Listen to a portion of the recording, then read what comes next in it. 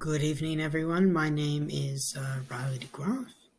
I'm making this video to help a few people and to hopefully inspire a few of you out there. So a lot of you don't know, but I'm a 26-year-old man living in Australia. I was born in 1995, 11th of November 1995. And you're probably wondering why I'm making this video, but the reason I'm making this video is because I actually have a very rare disability. It's called Ring Chromosome 8. I made a Facebook page a couple of years ago to actually educate some people about this particular disability. Basically, this disability is extremely rare. And I'm just going to cover a few things about this disability, and I'm going to see how this is taken by people. And I may upload a few more videos to come if the response is good. And I apologize for the poor video quality because this is something that I'm quite new to. Hopefully, over time, if you want more videos, I will definitely improve on my video quality. Anyway, I was born, as I mentioned, in Australia. For the first year or so, everything seemed pretty normal. I wasn't talking until I was 3. That was the first sign that there was something wrong with me. Doctors found out that I was born deaf. I'm no longer deaf anymore. I had an operation when I was 3. I also had a stroke when I was 3, so the left side of my body is actually a lot weaker than my right side. Another sign that there wasn't something quite right with me.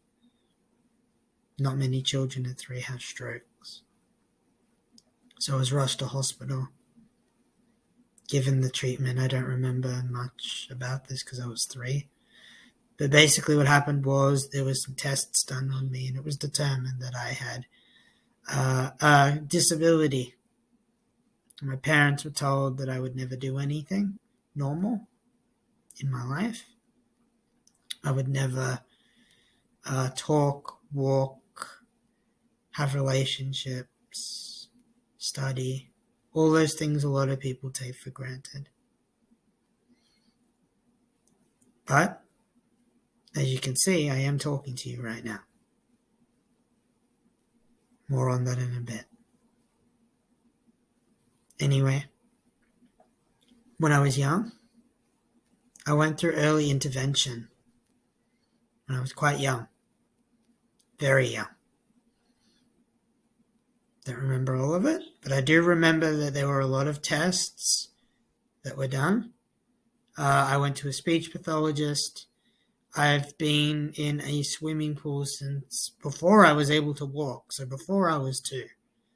They knew I had a disability, they just didn't know to the extent of my disability. I also did a physio, a lot of IQ tests, which came back normal. When I went to kindergarten, I was a bit slower than the other kids. Nothing really changed. Basically, I did manage to go to a normal primary school, even though my parents were told that would be impossible, that would never happen.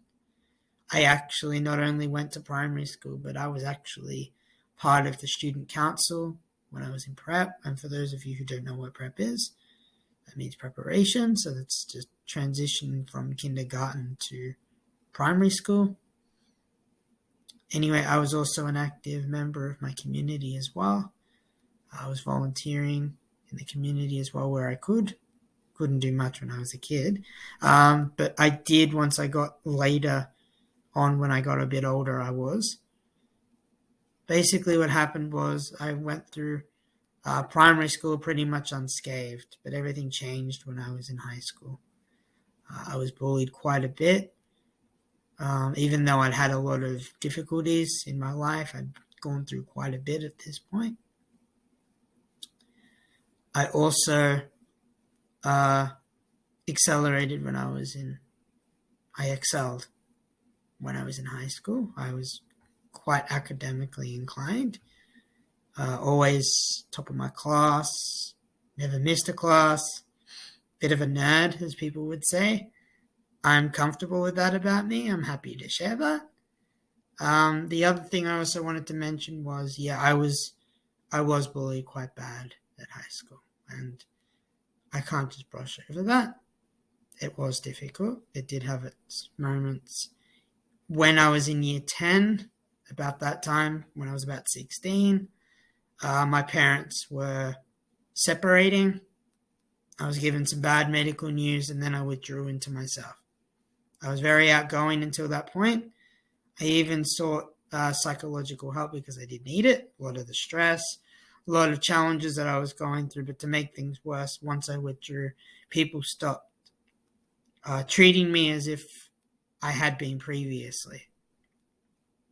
I don't know if this had something to do with hormones or anything like that, but it might have. I don't know. But anyway, they did treat me quite badly. They suddenly stopped inviting me to events, and it wasn't because I didn't want to go. It's because I didn't have the energy to go. There's a big difference. I did want to go, but I couldn't. When I was a kid, I was not a well kid, and that took its toll. And when I was in high school, I had a lot of stuff happening that a lot of people didn't know about, that I didn't share. There was a reason for that, because I thought I could deal with it, but I couldn't. But anyway, just remember, when you're treating someone, you never know what they're going through. That's just a little life lesson that I'm going to throw in there for people. Anyway, I finished high school. I graduated, finished. And when I finished high school, I moved on to university. In fact, I got early entry into my course, which 10 years ago, more than 10 years before that, my parents were told I would do nothing. Wouldn't do anything normal.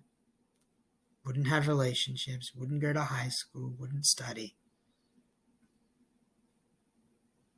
The doctors also said that by this time, most kids are driving. By 18, I wasn't. And again, it's not because I didn't want to.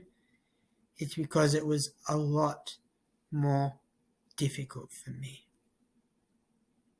People kept giving up on me, saying I could never do it. My driving instructor that I had said, and I quote, "You can't be taught." Well, a year later, I got my license. And I was driving to university, which I shouldn't have been attending. I also finished my university with a grade point average of 70.1, which means I had a B average. When I left university, I did have a bit of trouble finding work, but I did find employment. It took a bit of time and a bit of extra support, but I got there. It's taken me a little bit longer to do things, but I am doing them. And I'm kicking goals. I've had quite a few jobs so far in my 26 years. I started my first job about 6 months outside of university because as a child and as a teenager, again, I had extra struggles compared to most people. Most of my jobs have entailed working in government or in the health sector, and they all involve helping people in some shape or form. My first job, I was at Aboriginal Victoria. I was a local government after that. Then I worked for an NDIS provider, and now I'm working for another NDIS provider. Anyway, the reason why I'm making this video is because despite all of those things, despite I was told that I would never do anything, everything was impossible. You won't be able to do this. You won't be able to do that. I'm here talking to you to tell you that that's all rubbish. Experts get it wrong. They do try to make assumptions based on what they're given, which is fair enough. But if you're told that you can't do something, do it. As long as it's legal, of course. I'm not endorsing you to go out and do anything illegal. I want to make that clear. But if you are told you can't do it, you can. About 3 months in to my job, my previous job, I did something that everyone, including my parents, thought would be impossible. I bought a house. The reason why I'm sharing this video to you on my page and on YouTube is so that you guys get some kind of inspiration from my story. I'm happy if people are interested. I'm happy to make more of these, but this is more just to let you guys know where I've been at, what I've been through, just a very slight snippet of what I've been through. I have many more memories and struggles that I can go into a lot more detail about if you want me to. All you need to do is comment, share this video, and I'm more than happy to take time out of my day to make more of these.